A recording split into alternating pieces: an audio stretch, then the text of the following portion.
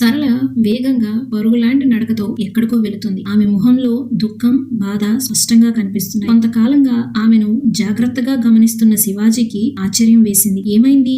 ఎప్పుడు చలాకీగా ఆనందంగా ఉండే ఈ పిల్లకు ఇవాళ ఏమైంది?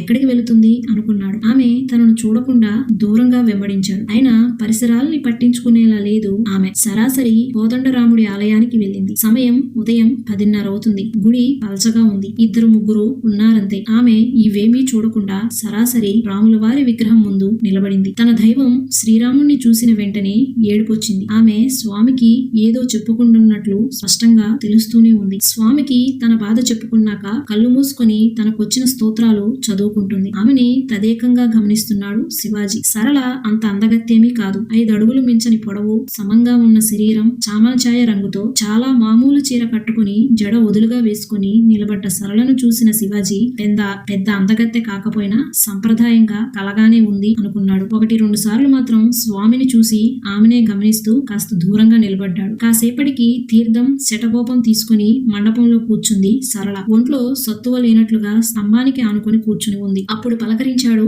శివాజీ. ఏం సరళ, మీ దేవుడితో ఏదో మాట్లాడుతున్నావు అంటూ వాతావరణంలోని గంభీరతను తగ్గించడానికి ప్రయత్నించాడు. ఒక్క క్షణం ఉలిక్కిపడి అంతలోనే సర్దుకుని రాబావా, ఎంతసేపైంది వచ్చి అని జరిగి చోటిచ్చింది సరళ. ఆమె పక్కనే కూర్చుంటూ మళ్ళీ తన ప్రశ్నను అడిగాడు శివాజీ. ఒక క్షణంలోనే తమాయించుకొని, నాకు నా దేవుడికి 1,00,000 ఉంటాయి, అది మా ఇద్దరి మధ్యనే ఉంటుంది అని మామూలుగా కాస్త హాస్యంగా అంది సరళ. నాకు తెలుసులే గాని ఆ దేవుడు నీ సమస్యను తీర్చమని నాకు చెప్పాడు అన్నాడు శివాజీ. ఏం చెప్పాడేం అంది సరళ. ఈ వయసులో ఆడపిల్లలు ఏం కోరుకుంటారు? ఒక అందమైన రాజకుమారుడు వచ్చి తనను అందమైన గుర్రం మీద ఎక్కించుకుని తీసుకుని వెళ్ళాలి అనే కదా. ఆ ప్రయత్నం మీదే ఉన్నానని నీ స్వామికి చెప్పానులే అన్నాడు. పకపక నవ్వింది సరళ. నేను నా రాముణ్ణి కోరినది రాజకుమారుణ్ణి పంపమని కాదు, అందుకని తమరేమీ వెతకాల్సిన అవసరమూ లేదు అంది సరళ. మరి? ప్రశ్నార్థకంగా చూశాడు శివాజీ. నిన్న మా పెదనాన్న మా ఇంటికి వచ్చాడు బావా. రావడం మా నాన్నకు బాధ్యత లేదని, ఎదిగిన ఆడపిల్ల కళ్ళ ముందే తిరుగుతుంటే పట్టించుకోవడం లేదని, ఆ పిల్లకు అన్యాయం చేస్తున్నాడని అంటూ సరళను ఇలాగే మూడులాగా ఉంచేస్తావా అని నిలదీశాడు. పాపం నాన్న అమాయకుడు. వాళ్ళ అన్నయ్య అంటే గౌరవం, భయం కూడా. చూస్తున్నాను అన్నయ్య అని తప్పించుకునే ప్రయత్నం చేశాడు. ఆయన వదిలితేగా. నువ్వేం చూడనవసరం లేదు. చక్కని సంబంధం చూశాను. అబ్బాయిది మన దగ్గరి గ్రామమే. బాగా ఐశ్వర్యవంతుడు. పొలం 10 ఎకరాల పైమాటే. సంపాదనకేమీ లోటు లేదు. పాపం అతని భార్య పోయి సంవత్సరమైంది. 2 సంవత్సరాల పాప. మంచి సంప్రదాయము, ఓర్పు ఉన్న పిల్ల కోసం చూస్తున్నాడు. రూపం, కట్న కానుకలు ఏమీ పట్టించుకోడు. నాకు వెంటనే మన సరళ జ్ఞాపకం వచ్చింది. మాఘమాసం వచ్చిన వెంటనే మనం వెళ్లి మాట్లాడదాం. నా మాటంటే అతనికి ఎంతో గురి. తప్పకుండా ఒప్పుకుంటాడు. ఇంకా 35 సంవత్సరాలు కూడా నిండలేదు. ఇంతకంటే మంచి సంబంధం మనం సరళకు తేలేం. ఇదే ఖరారు చేద్దాం అన్నాడు. తనతో మాట్లాడతాను అన్నయ్య అన్నాడు నాన్న. నీ మొహం అదేం చెప్తుంది? నా పెళ్లి చెయ్యి నాన్న అని అడుగుతుందా నిన్ను? మనమే నిర్ణయించాలి. నువ్వింకేం మాట్లాడకు. అన్ని నేను చూసుకుంటాను. సరళంటే నాకెంతో అభిమానం. అందుకే చెప్తున్నాను. నాకు అర్జెంట్ పని ఉంది. మళ్ళీ వారంలో వస్తాను అంటూ వెళ్లిపోయాడు పెదనాన్న. నాన్న ఏమీ అనలేదు. అనడు కూడా. నీకు తెలుసు కదా బావా, ఆయనంత అమాయకుడు. ఏమీ చెప్పలేడు. వాళ్ళ అన్నయ్య మాట కాదనే ధైర్యం ఆయనకు లేదు. మంచిదేగా సరళ, త్వరలో ఒక శ్రీమంతుడికి భార్య కాబోతున్నావన్నమాట అన్నాడు శివాజీ.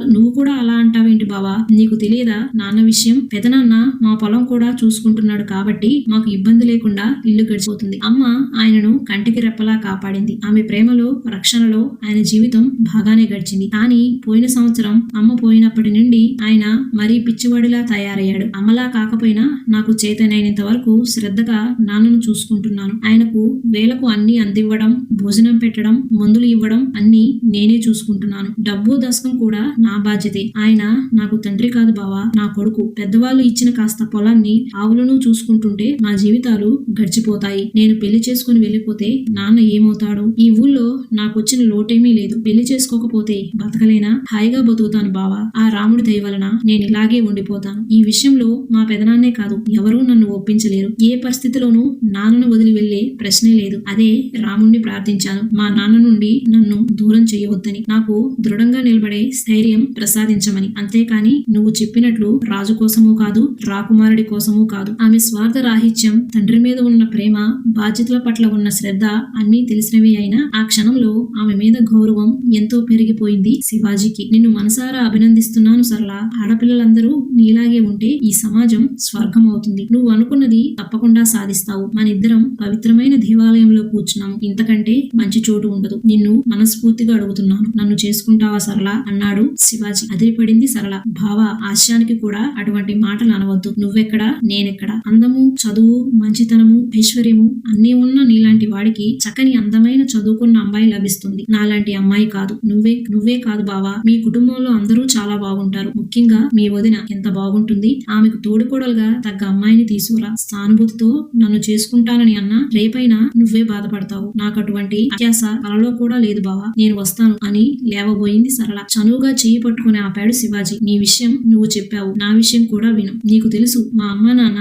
ఎంత మంచివాళ్ళో. ఊళ్ళో అందరికీ వాళ్ళంటే గౌరవమే. నన్ను, మా అన్నయ్యను ఎంతో ప్రేమగా పెంచారు. మేము బాగా చదువుకుని మాస్టర్ డిగ్రీ తెచ్చుకున్నాం. కానీ మా ఇద్దరి భావాలు పూర్తిగా విరుద్ధం. పెద్ద ఉద్యోగాలు చేయాలని, అమెరికా లాంటి దేశంలో ఉండాలని అన్నయ్య కోరిక. కష్టపడి ఆ కోరిక సాధించాడు. మన ఊరన్నా, మన పొలం అన్నా, వ్యవసాయం అన్నా నాకు చాలా ఇష్టం. జీవితాంతం ఇక్కడే ఉండిపోవాలని, మా పొలాన్నే కాకుండా ఈ గ్రామాన్ని కూడా బాగా అభివృద్ధి చేయాలని నా ఆశయం. అందుకనే ఎంఎస్సి అగ్రికల్చర్ చేశాను. అది అయిన వెంటనే నాన్నకు అసిస్టెంట్ గా చేరిపోయాను. ఆయన అనుభవంతో, శ్రద్ధతో అందుకున్న వ్యవసాయ జ్ఞానాన్ని ఆకలింపు చేసుకున్నాను. 2 సంవత్సరాల నుండి నాన్న ఎక్కువగా పొలం రావడం లేదు. నేనే చూసుకుంటున్నాను. కొన్ని మార్పులు చేసి ఆదాయం పెంచగలిగాను. ఎంతో ఆనందంగా, తృప్తిగా ఉంటున్నాను. నేను, కొద్దిమంది నా స్నేహితులు ఈ గ్రామాన్ని అభివృద్ధి చేసే పని మొదలెట్టాం. వీటన్నిటి వలన నాకు తీరికే తక్కువ. అన్నయ్య తన క్లాస్మేట్ ని ఇష్టపడి పెళ్లి చేసుకున్నాడు. మా వదినది అపురూపమైన సౌందర్యం. బాగా ఉన్నవాళ్ళు. కోడల్ని చూసి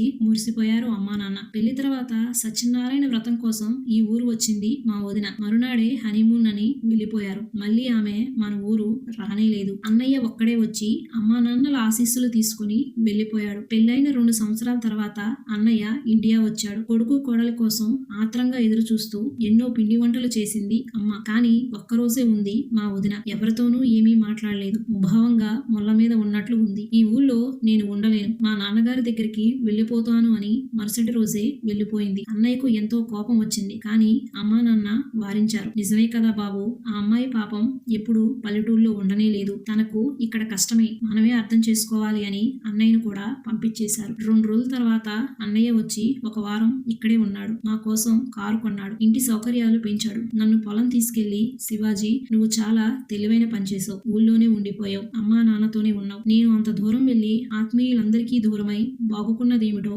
నాకు అర్థమే కావడం లేదు. కానీ వెనక్కి రాలేని పరిస్థితి. అనుభవంతో చెప్తున్నాను. నువ్వన్నా అమ్మా నాన్నలకు ఒక మంచి కోడల్ని తీసుకురా. మన ఇంటికి చక్కని ఇల్లాల్ని తీసుకురా. ఈ ఊరిని, మన భావాలను, మన పెద్దలను గౌరవించే ఒక మంచి అమ్మాయిని తీసుకురా. పై మెరుగులకు లొంగిపోకు. భగవంతుడి దయ వల్ల మనకు డబ్బుకేమీ లోటు లేదు. నేను ప్రతి నెల $1000 పంపిస్తాను. దేనికైనా వాడుకో. నీకు అవసరం లేకపోతే ఊరి బాగు కోసం ఖర్చు పెట్టు. ప్రత్యేకంగా నేనేమీ చెయ్యలేకపోయినా పరోక్షకంగా ఎప్పుడు నీతోనే ఉంటాను. ముఖ్యంగా మనల్ని ఇంత వాళ్ళని చేసిన అమ్మా నాన్నలను సుఖపెట్టు అని కన్నీళ్లు పెట్టుకున్నాడు. నువ్వు ఇంతగా చెప్పాలా అన్నయ్య? తప్పకుండా నువ్వు చెప్పినవన్నీ చేస్తాను అని మాట ఇచ్చాను. నా మనసులో ఉన్న మాట కూడా అదే. వదిన ప్రవర్తన చూశాక, మా స్నేహితుల బాధలు విన్నాక నేనేం చేయాలో స్పష్టంగా అర్థమైంది. అప్పటి నుండి నీకు తెలియకుండా నిన్నే చూస్తున్నాను సరళ. చూసే కొద్దీ నాకు ఎంతో ఆనందం, నీ మీద ఇష్టము కలిగాయి. నీ ప్రవర్తన, నీ మంచితనం, నీ దైవభక్తి, మీ నాన్న మీద నీకున్న ప్రేమ, ఆయన పట్ల నువ్వు చూపిస్తున్న శ్రద్ధ